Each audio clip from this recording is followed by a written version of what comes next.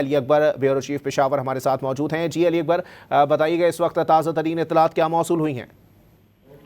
جی، اس وقت بھی جو ہے وہ کارروائی جاری ہے، اور جو ہے پاکستان کی جانب سے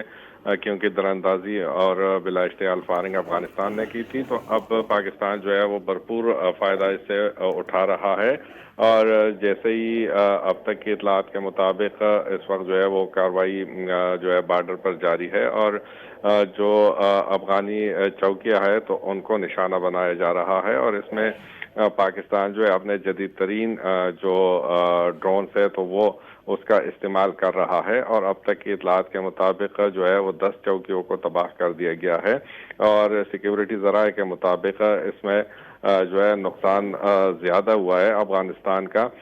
تاہم اب تک جو ہمارے پاس فگر ہے تو وہ 30 افغان اہلکار بتایا جا رہا ہے کہ ان جھڑپوں میں وہ اب تک مارے جا چکے ہیں، اور اس کے ساتھ